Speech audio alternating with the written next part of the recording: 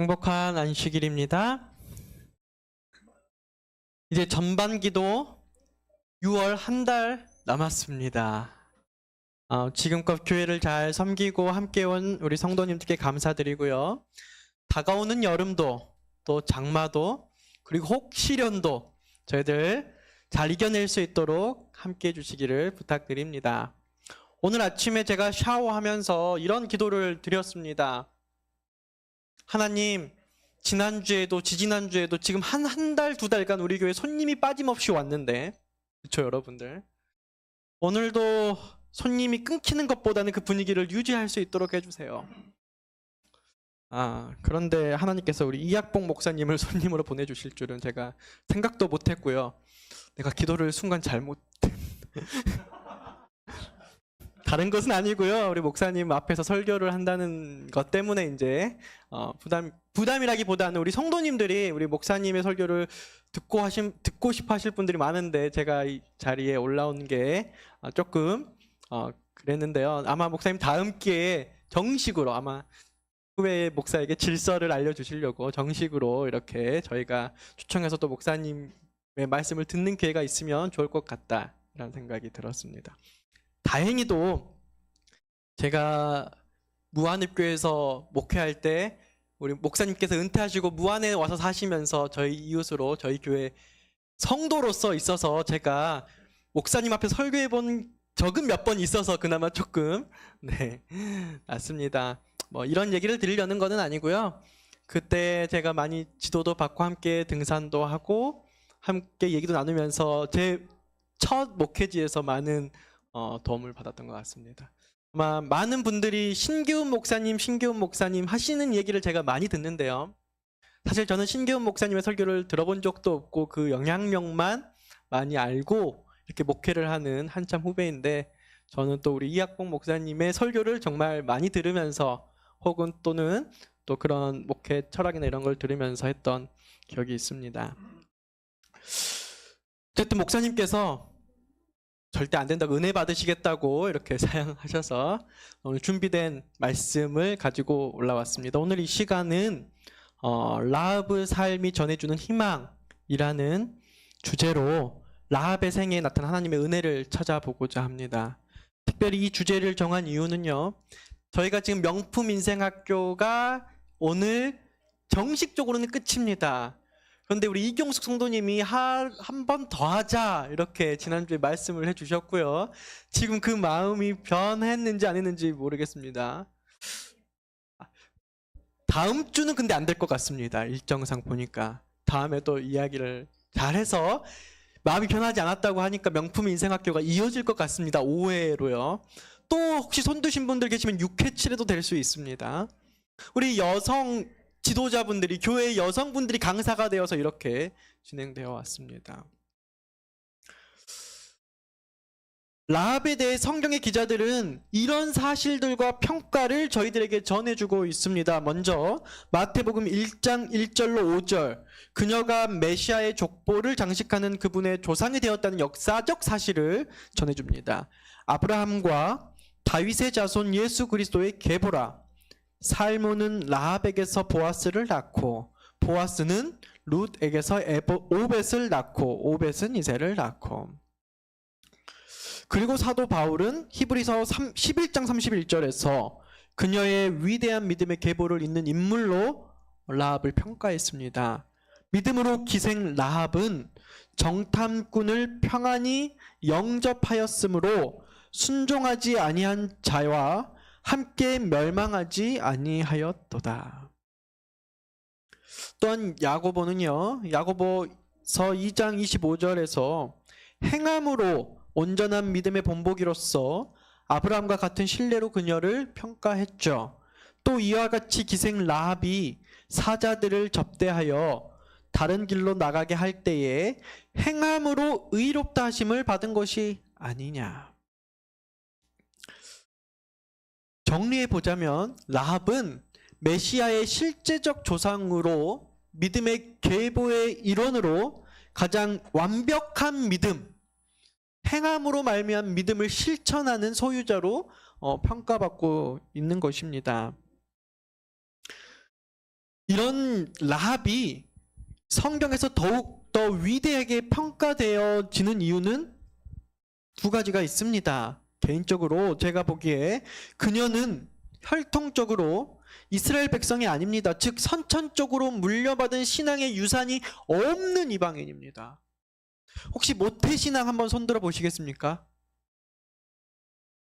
저랑 저희 집사람 사모, 교회 사모와 선교사님 외에는 모태신앙이 없습니다. 다 라합과 같으신 분들이네요. 네. 둘째, 그녀는 사악한 도시 여리고의 기생이었습니다. 이런 사실을 미루어 볼 때 그녀에게 좋은 영향력을 공급해줄 가정적, 사회적 배경이 없었다는 사실을 저희들은 충분히 추론해 볼 수 있습니다. 저는 보성 사람입니다. 우리 김용국 집사님이 보성 사람인 것을 제가 여기 와서 명품 인생학교를 하면서 알았을까? 소그룹 하면서 알았습니다. 그때 처음 들었고, 저는 저와 굉장히 비슷한 점이 많다라고 생각을 했었어요. 제가 하나님 믿기 전에 제 성격과 물론 그렇지만, 그리고 제가 보성의 그 분위기를 좀 아는데요. 우리 김용국 집사님은 모태신앙이 아니라고 했습니다. 정말 사악한 도시 여리고의 라합 같습니다. 제가 광주 삼류학교 갔는데요. 이렇게 좋은 학교가 어디 있나 생각했어요. 제가 보성에서 학교 다닐 때는요. 진짜 맨날 제가 수영을 조수제 선배님들이 빠쳐서 배우고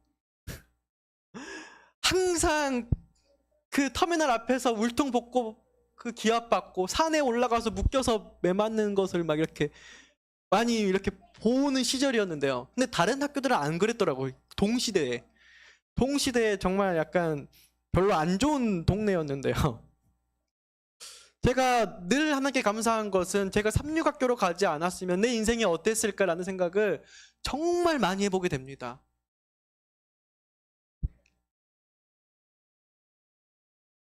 저는 제 친구들 뉴스에서도 많이 봤어요. 안 좋은 일들로도 막 이런 여러 사건들로도 이런 그런 분위기 속에서.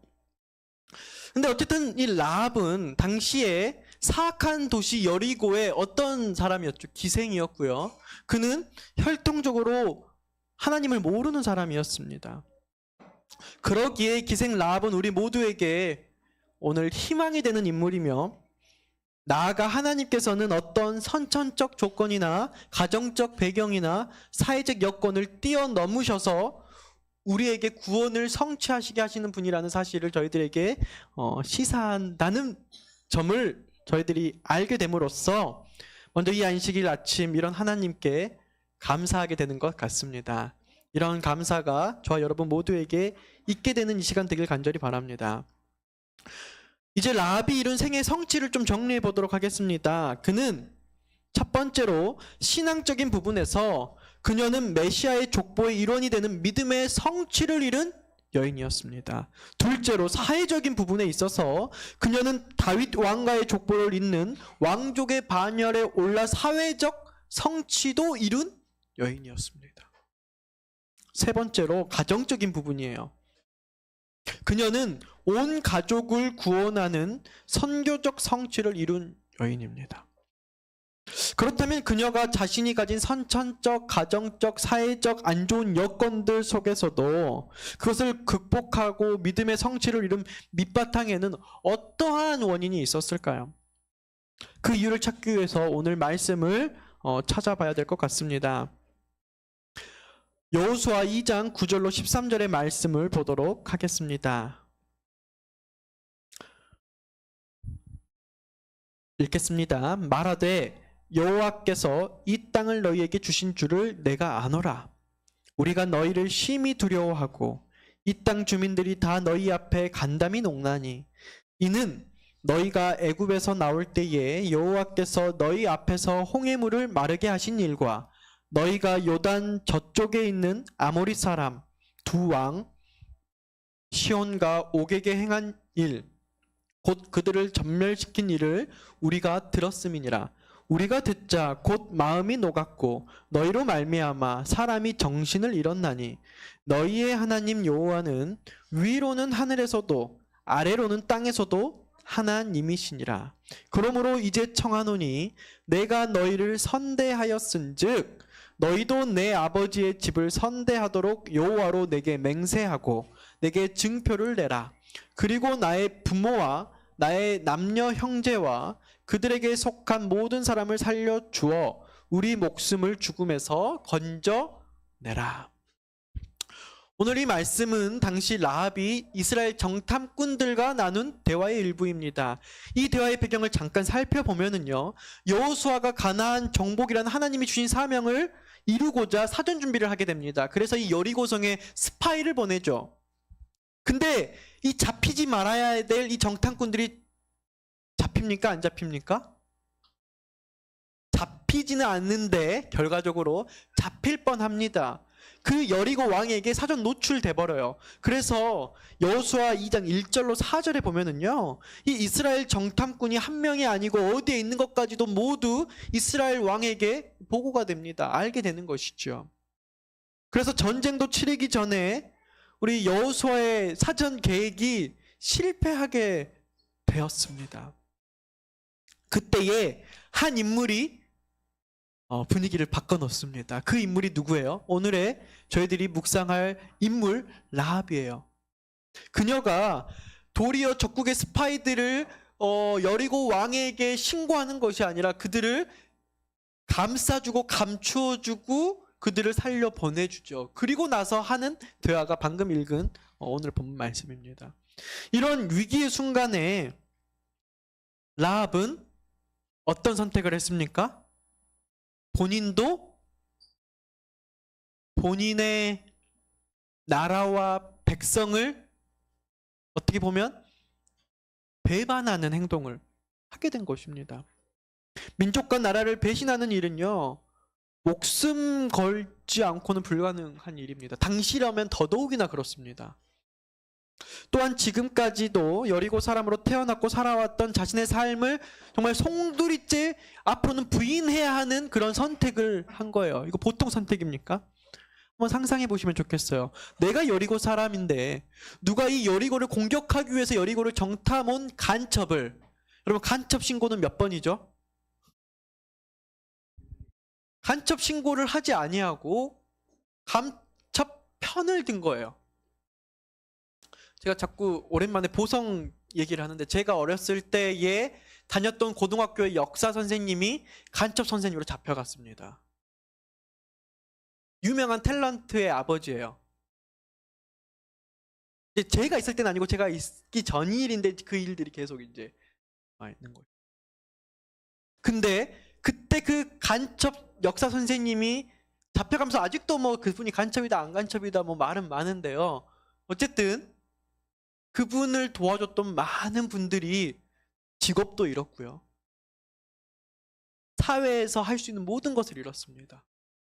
그리고 그것이 나중에 정상 참작이 되지 않기 때문에 그분의 자손인 손녀, 외손녀인 탤런트가 문근영 씨였어요.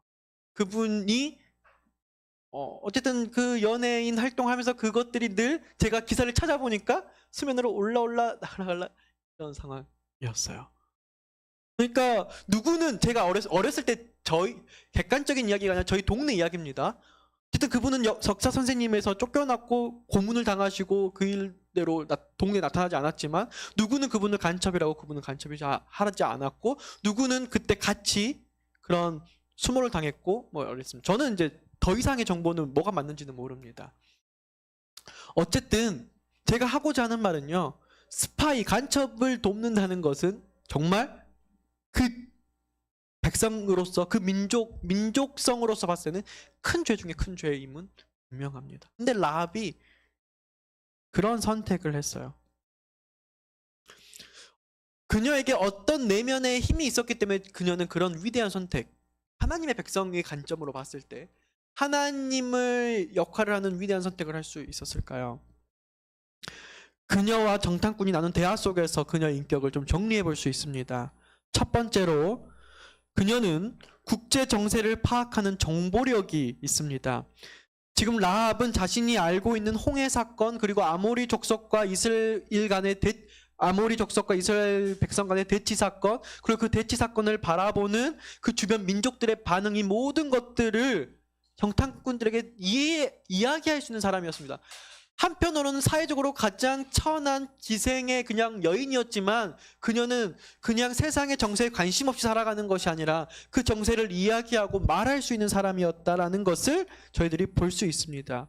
그런 정보를 나름대로 취합했고 그녀가 그것을 파악했다는 것이죠. 그리고 그 파악한 정보를 나름대로 그 스스로 분석할 수 있는 분석력이 있었습니다. 라합은 이러한 정보에 비추어 볼 때에 전지전능하신 하나님께서 바로 이 여리고성을 차지하고 가나안 땅을 차지할 것이라는 뭐가 있었어요? 믿음도 있었고 뭐 확신도 있었다라고 할 수 있지만, 그 전에 그러한 분석을 할 수 있었던 분석력이 있었던 것입니다. 그리고 그 분석력에 기초한 판단력이 있었습니다. 라합은 이러한 분석에 기초하여 너희가 섬기는 하나님이 천지의 유일하신 상천하지의 하나님이라고 고백했습니다. 넷째로, 이 판단하여 선택한 것을 실천하는 실천력도 있었습니다.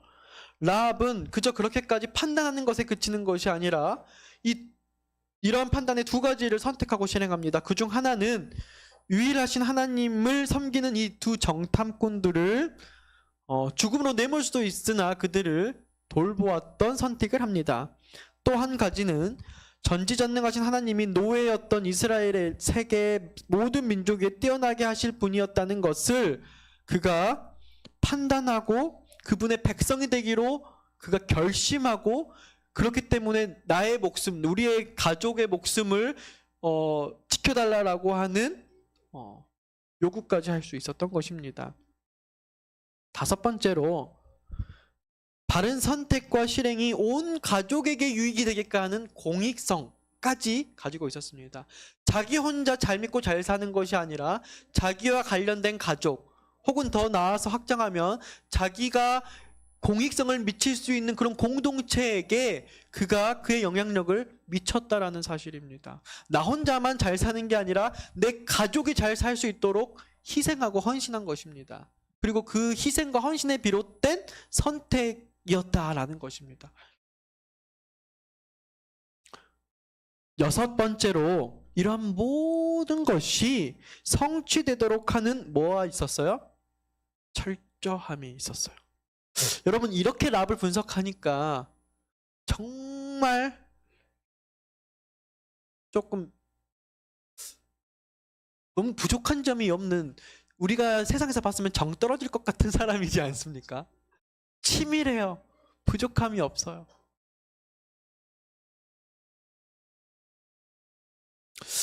그러나 이제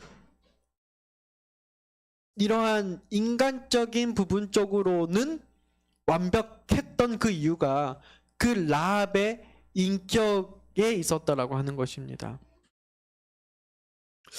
여러분, 어제 우리 방수일 장로님께서 교과를 해설하면서 나무의 이야기를 해주셨어요.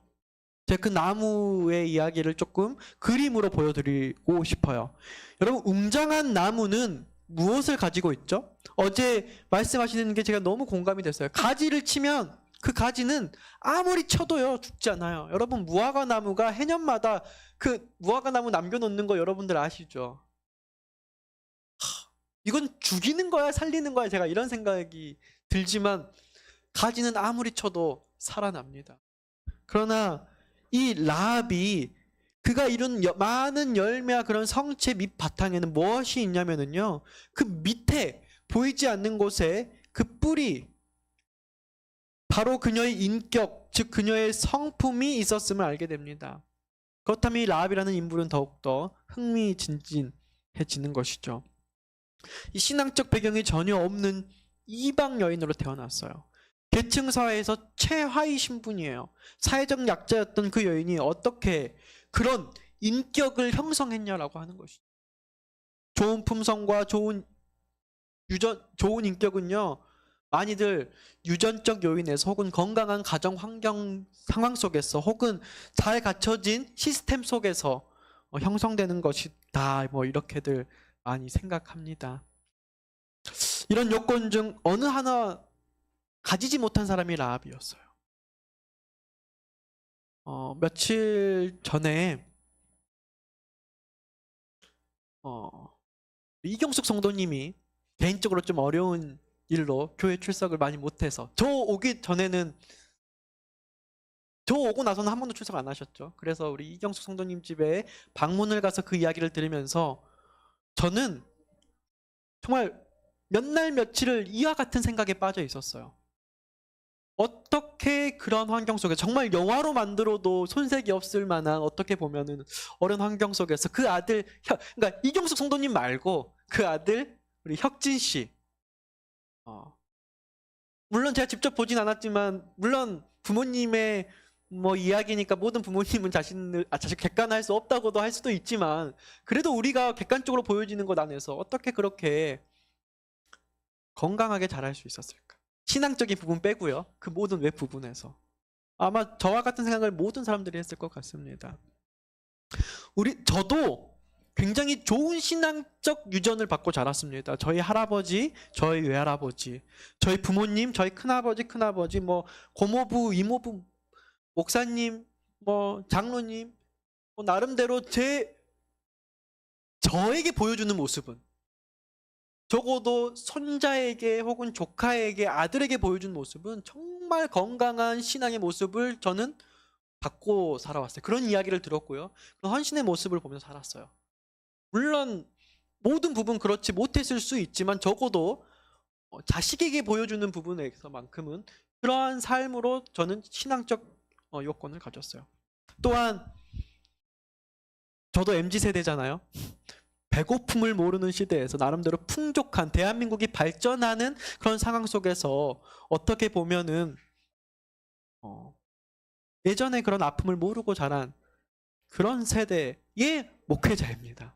그래서 저는 성도들에게 다가가는 데 있어서 경험보다는 어떻게 보면은 전달된 지식과 전달된 것으로 공감하는 게 대부분이죠.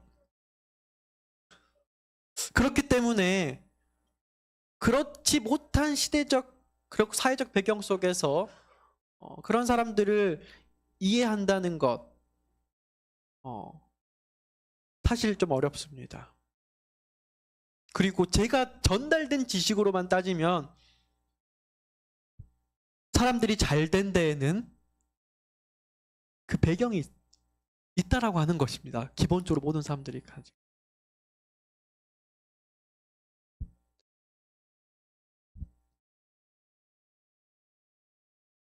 그런데 이 라합은 아무리 찾아봐도 그런 요건이 없어요. 라합은 어떻게 자기 자신을 인식했기에 그렇게 아름답고 긍정적인 그런 인격과 품성을 가질 수 있었을까?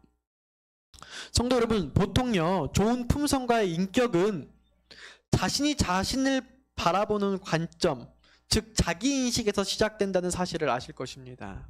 내가 어떤 환경 속에 있지, 내가 어떤 상황 속에 있지가 나를 판단하는 첫 번째 자기인식의 시작점이에요. 저는 다행히도 저희 아버지가 늘 그 누구도 부럽지 않게끔 저에게 자기인식을 하게 해주셨어요. 너는 하나님의 아들로서 대통령도 아니면 우리 동네에서 가장 부자인 누구 아들도 혹은 그 누구보다도 가장 가치 있는 사람으로서 어떻게 보면 세뇌 교육을 당하면서 살았던 것 같아요. 중요한 것 같습니다. 내가 갖지 못할 거라면. 그런 말들이. 자신이 소중한 존재이며 가치 있는 존재라는 가장 기본적인 자기인식이 있을 때 분별력도 판단력도 실행력도 발현되는 것이죠. 그런데 스스로가 자신을 무가치하게 여기고 자신의 존재를 가볍게 여긴다면 어떤 동기도 어떤 의지도 생기지 않으며 나아가 어떤 도전도 할 수 없게 되는 것입니다. 그러나 라합은 다릅니다.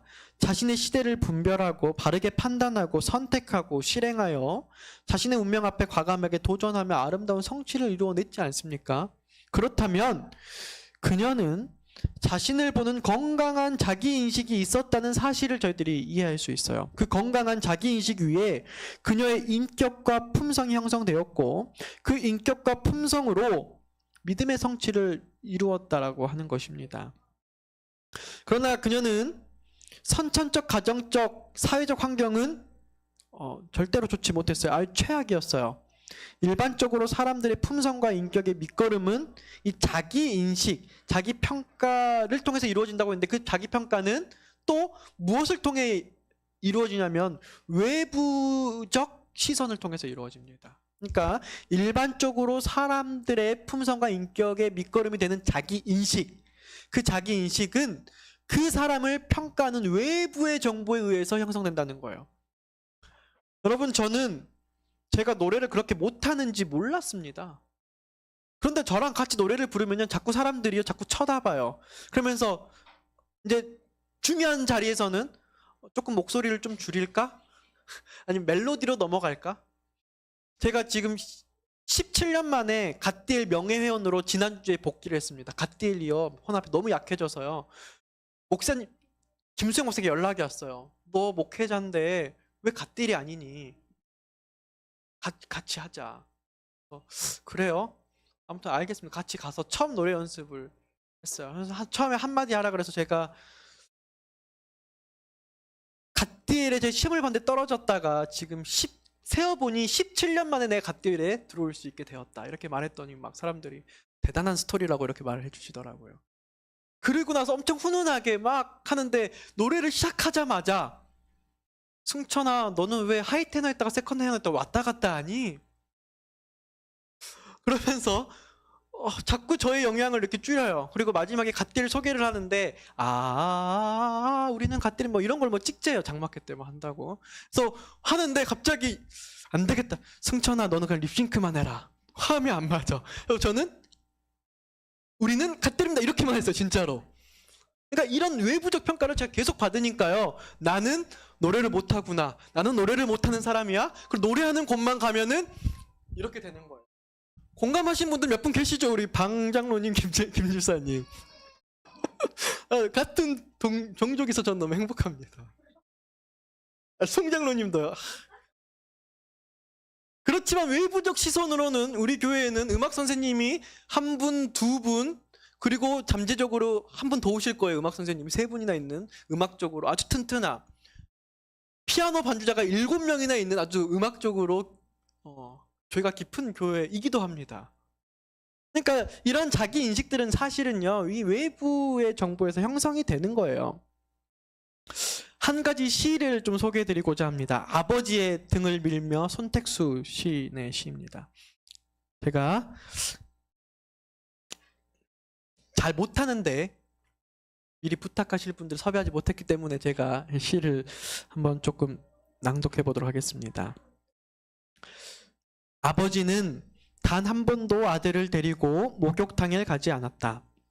8살 무렵까지 나는 할 수 없이 누이들과 함께 어머니 손을 잡고 여탕에 들어가야 했다. 누가 물으면 어머니가 미리 일러준 대로 5살이라고 거짓말을 하곤 했는데 언젠가 한 번은 입속에 준비해둔 5살 대신 7살이 튀어나와 곤욕을 치르기도 하였다. 나이보다 실하게 여물었구나. 누가 고추를 만지기라도 하면 잔뜩 성이 나서 물속으로 텀벙 뛰어들던 목욕탕. 어머니를 따라갈 수 없으리 많지 커버린 뒤론 함께 와서 서로 등을 밀어주는 부자들을 은근히 부러운 눈으로 바라보곤 하였다. 저는 삼형제인데요. 너무 공감돼요.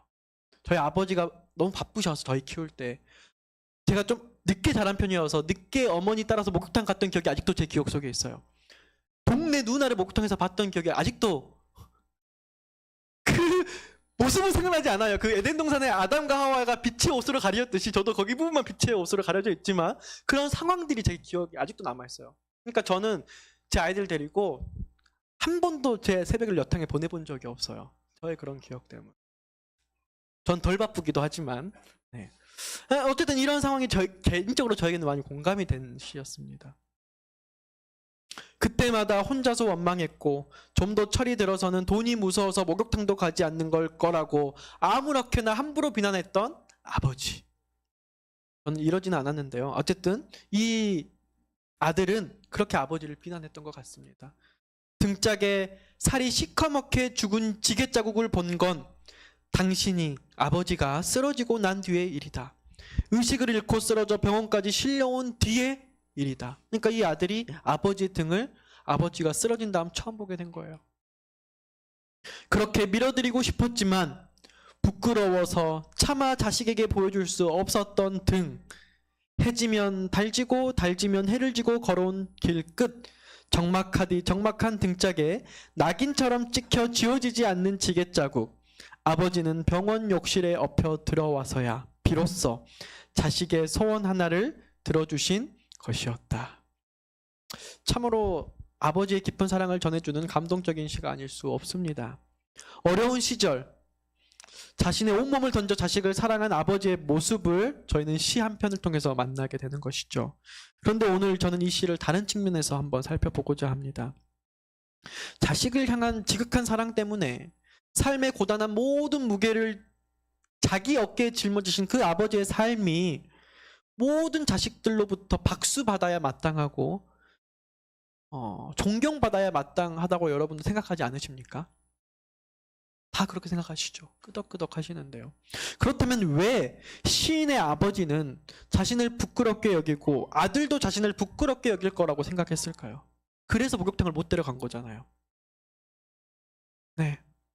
등짝의 살이 시커멓게 죽을 만큼 자식을 위해 헌신한 이런 아버지를 둔 자식이라면 당연히 아버지를 자랑스럽게 생각하고 나아가 아버지 또한 그런 아들이 나를 자랑스럽게 생각할 거라고 생각해야 하지만, 그러나 그 당시 지게꾼이었던 아버지는 자신을 인식할 때 세상이 자기에게 주는 인식, 그렇죠?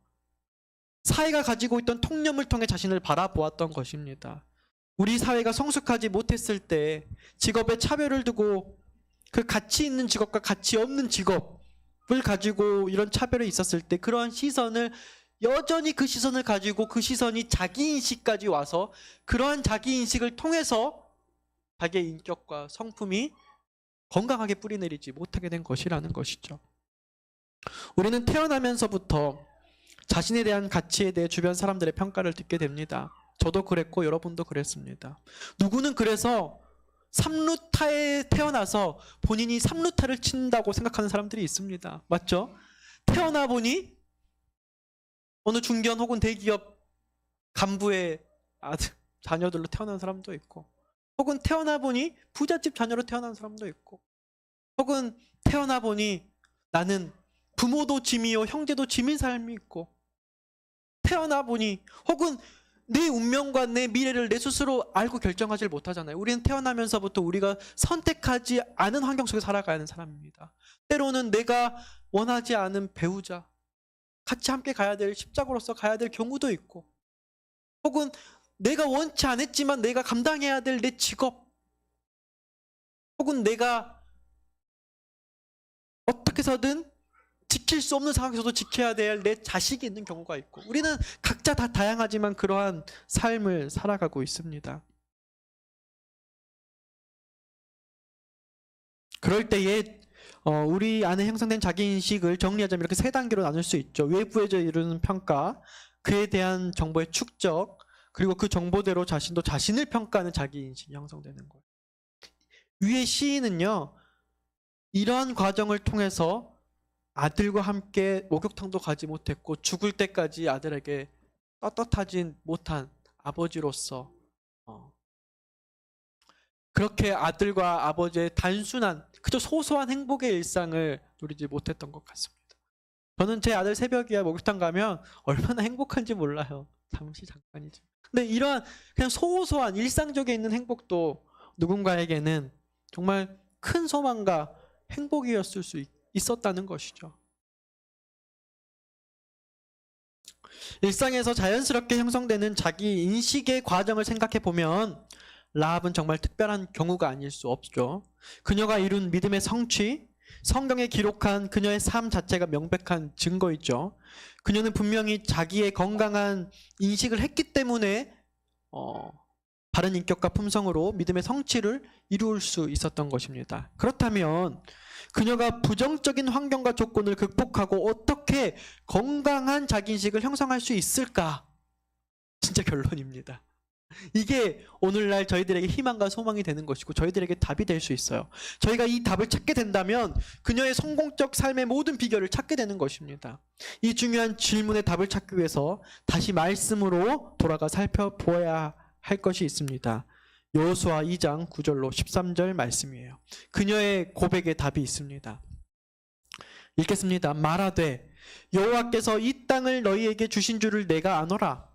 우리가 너희를 심히 두려워하고 이 땅 주민들이 다 너희 앞에서 간담이 녹나니 이는 너희가 애굽에서 나올 때에 여호와께서 너희 앞에서 홍해 물을 마르게 하신 일과 너희가 요단 저쪽에 있는 아모리 사람의 두 왕 시온과 옥에게 행한 일 곧 그들을 전멸시킨 일을 우리가 들었음이니라. 우리가 듣자 곧 마음이 녹았고 너희로 말미암아 사람의 정신을 잃었나니 너희의 하나님 여호와는 위로는 하늘에서도 아래로는 땅에서도 하나님이시니라. 그러므로 이제 청하노니 내가 너희를 선대하였은즉 너희도 내 아버지의 집을 선대하도록 여호와로 내게 맹세하고 내게 증표를 내라. 저는 그녀의 고백에서 이러한 실마리를 찾을 수 있었습니다. 이는 너희가 애굽에서 나올 때, 그녀는요 이스라엘 민족 출애굽 역사부터 모든 것을 알고 있었습니다. 출애굽 홍해 사건은 그녀와 정탐꾼들과의 대화가 이루어지고 이 시점에서 무려 40년 전에 이루어진 이야기예요. 어제 혹은 이번 주에 뉴스에서 나왔던 얘기가 아니라요 40년 전에 있었던 일이라는 거예요. 40년 전에 이루어진 이스라엘의 민족을 향한 하나님의 구원의 역사를 그녀가 기억하고 있었어요. 그리고 그 후에도 이스라엘 민족에게 행하시는 하나님의 사역을 계속 주시하면서 그는 깊은 관심으로 집중하고 있었습니다. 이 40여 년 동안 이 여인이 관심의 초점이 이스라엘 민족의 동향이 아니라는 것을 그녀의 고백을 보면 분명히 알 수 있어요. 한번 볼게요.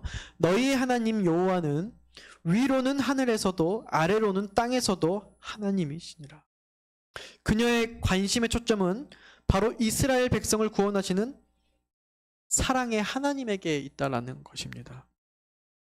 그녀가 이스라엘 민족 그 출애굽 기사와 동향에 관심을 보였던 이유는 바로 그 민족을 인도하신 하나님의 사랑에 관심이 있었고 초점을 맞췄다라는 것입니다. 정리하자면 이렇습니다. 라합은 40여 년이 흘러버린 출애굽 사건을 정확히 분명히 그리고 확실히 기억하고 있었고요. 라합이 이 사건을 잊지 않고 있었다는 것은 집중하고 반복적으로 생각했다라고 하는 것입니다. 라합은 이스라엘을 인도하시는 여호와 하나님의 모든 사역에 주목하고 집중하고 있었습니다. 라합의 여호와 하나님께 집중된 삶은 자기 인식을 바꾸고 그녀의 인격을 변화시켰으며 믿음의 성취를 이루게 하였습니다. 지금까지 저희가 말씀 안에서 따라온 그녀의 믿음의 성취의 비결이 영감의 글은 이렇게 표현해요. 함께 보실까요? 진군하던 이스라엘 대군은 히브리인의 하나님이 행하신 이적들에 대한 소문이 그들보다 앞서간 것을 알았고 이방인 중 어떤 이들은 그분만이 참 하나님이심을 배우고 있었다. 사악한 여리고성에서 한 이방 여인은 너희 하나님 여호와는 상천하지 하나님이시라고 증언하였다. 이처럼 그에게 이르러 온 여호와께 대한 지식은 그에게 구원이 됨을 입증하였다. 믿음으로 기생 라합은 순종치 아니한 자와 함께 멸망치 아니하였다. 여러분, 라합이 구원을 받은 키는 어디에 있었어요? 여호와에 대한 지식에 있었습니다. 그 여호와에 대한 지식을 알기에는 분명한 자기 인식이 있었어요.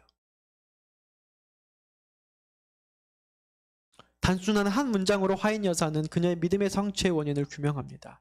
이처럼 그에게 이르러 온 여호와에 대한 지식은 그에게 구원이 됨을 입증하였다. 여호와의 지식은 여러분 그녀만 알고 있는 지식은 아니었습니다. 여호와가 베푸신 놀라운 그 역사는 고대 근동의 중요한 뉴스였어요. 그러나 그 소식을 자신의 운명을 변화시킬 복음으로 받아들이냐 받아들이지 않느냐는 그녀의 선택이었습니다. 그녀가 동일한 여호와를 알만한 그런 지식을 가지고 그녀가 그것이 나의 구원될 지식으로 선택하였고 그것을 실천하였습니다. 사랑하는 성도 여러분, 저희는 라합의 생애에 역사한 하나님이 기이한 그런 섭리와 은혜를 바라보면서 다시 한번 주님 안에서 희망을 발견하게 됩니다. 우리들이 어떠한 여건에 있든지, 우리들이 어떠한 상황 속에 있든지, 우리들이 그저 모태신앙이라는 그 틀 안에서 신앙하는 것이 아니라 지금 사랑의 하나님이 내게 어떠한 지식을, 이 마지막 시대에 어떠한 징조를, 어떠한 분별력을 통해서 나뿐만 아니라 내가 있는 그 공동체에 구원을 끼치게 하실지, 우리 사랑하는 순천 참빛 성도님들, 순천 참빛의 라합이 되시기를 간절히 바라겠습니다.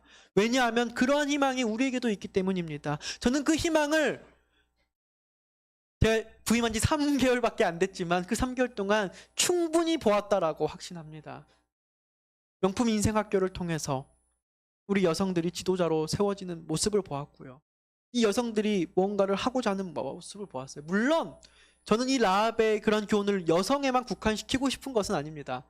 제가 이런 말씀을 드리는 것은 남성 위주로 어떻게 보면 지도력이 행해졌던 것들이 충분히 여성들을 통해서도 이루어지고 있다는 사실을 제가 확인하고 있어요. 그리고 저보다 여러분들이 더 크게 확인하고 있다고 저는 생각합니다.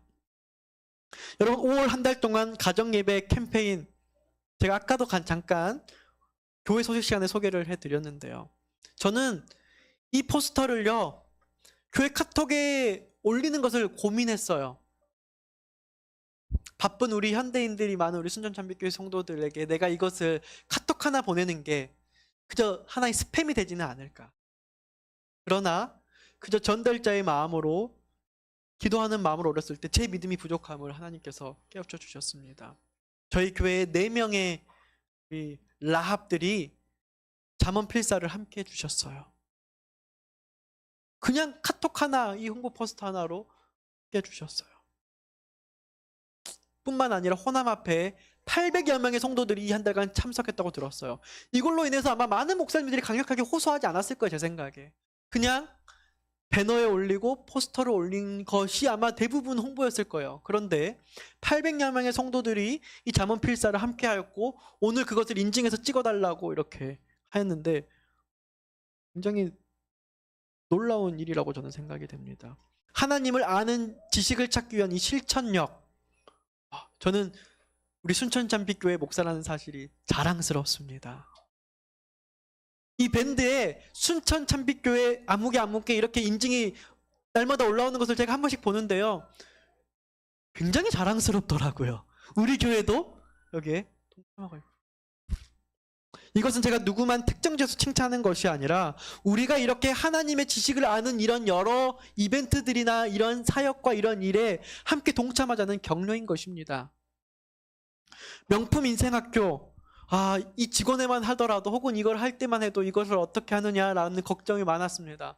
그런데 우리 여성들이 얼마나 잘 해주시는지 아마 명품 인생학교로 저희 교회 분위기가 많이 바뀌었으리라고도 저는 생각하고요. 실제로 저에게 몇 분들이 이렇게 연락해서 이 명품 인생학교를 통해서 내가 전혀 생각지 못한 하나님의 놀라우신 섭리를 내가 느끼고 많이 회개하고 내가 많이 결심했다라고 하는 이야기를 두어 분이 저에게 해주셨을 때 제가 참 하나님께 감사드렸습니다.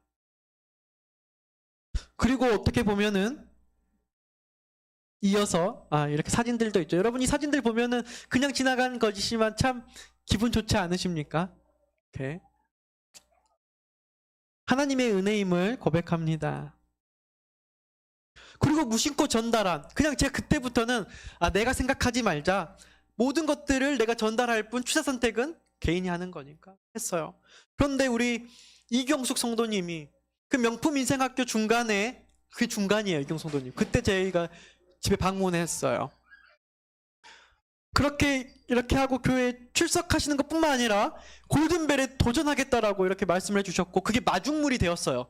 아니 이경수 성도님이 하신다는데 혼자만 하게 하는 것보다 우리 교회가 함께 하면 좋겠다. 그래서 지난 직원회 때 결의를 해서 우리 교회에서 골든벨 스터디 그룹을 결성하자라고 해서 우리 교회에서 생각하기에는 가당치도 않은 거금 50만 원의 예산이 투입돼가지고요. 지금 어쨌든 뭔가 해보자라는 분위기를 넣고 있습니다.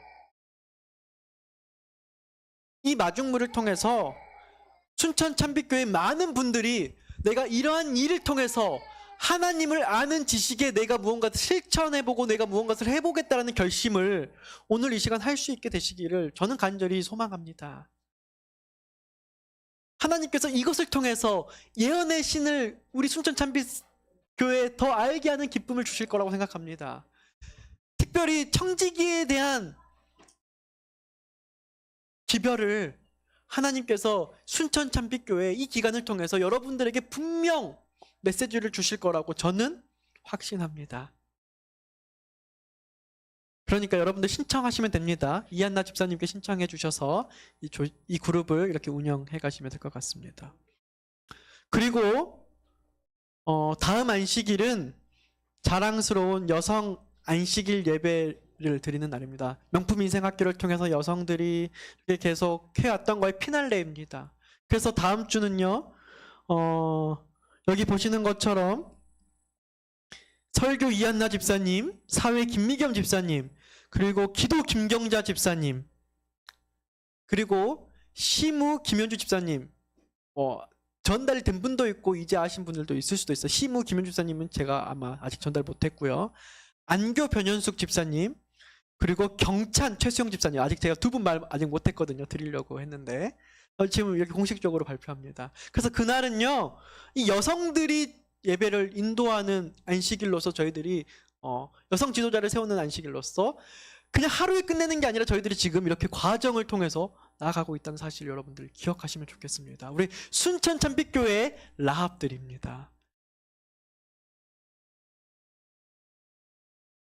특창요, 한번 우리 수석 여집사님이 한번 또 그렇게 해서 또 더 채워주신다면 더 좋겠습니다. 어쨌든 이것은 우리 직원회에서 결정한 바고요. 더 채워주시면 더 좋겠습니다. 라합과 같은 믿음의 성도들로 서기 위해서 제가 몇 가지 제안 드리고 오늘의 말씀을 줄입니다. 하나님께 집중할 기도 소그룹을 만들었으면 좋겠습니다. 우리 순천 참빛교회 소그룹들이 있습니다. 저는 그곳에 기도가 지금도 있겠지만 기도가 있어서 하나님께 집중할 수 있는 소그룹이 되었으면 좋겠습니다. 두 번째로 그곳에 말씀이 있었으면 좋겠습니다. 어떤 방식이든 좋습니다. 말씀 암송이 됐든 말씀 연구가 됐든 아니면 말씀 성경 공부가 됐든. 제가 보니까 우리 방수일 장로님이요, 저보다도 낫습니다. 정말 성경 강목을 정말 차근차근하게 구속의 경륜을 다 가르칠 수 있는 강목이 준비되어 있는 분이 교회에 있다는 사실 저는 정말 자랑스럽습니다. 물론 저도 함께 하겠습니다. 성경 공부가 부지한 교회는 희망이 없습니다. 그렇죠? 근데 그러한 성경 말씀 연구, 암송 어떤 것이든 좋은데 그런 것들이 소그룹 안에서 살아나기를 제안드립니다. 또한 연구뿐만 아니라 우리들의 삶의 간증을 나눌 수 있는 그런 나눔의 소그룹이 우리 소그룹 가운데 세 가지 핵심으로 자리 잡았으면 좋겠습니다. 물론 그거는 뭐 공방 소그룹이든지 운동 소그룹이든지 뭐든 좋겠지만 이러한 것들이 라합에게 있었기 때문에 라합이 이런 기초적인 부분들의 튼튼함으로 인해서 자기인식이 되었고 그 자기인식이 됨으로써 하나님을 발견하고 하나님을 아는 지식을 통해서 그가 그 인품과 성격을 가지고 믿음의 성취를 구원으로 이뤄냄을 우리 순천 참빛이 라합의 교훈을 통해서 이렇게 충만해지기를 간절히 바랍니다. 이사야 11장 9절 말씀으로 오늘 설교를 줄입니다. 파워포인트는 없습니다. 제가 이사야 11장 9절 말씀을 낭독해드리면서 오늘의 말씀을 줄입니다. 내 거룩한 산 모든 곳에서 해됨도 없고 상함도 없을 것이니 이는 물이 바다를 덮음같이 여호와를 아는 지식이 세상에 충만할 것임이니라. 아멘. 말씀 줄이겠습니다.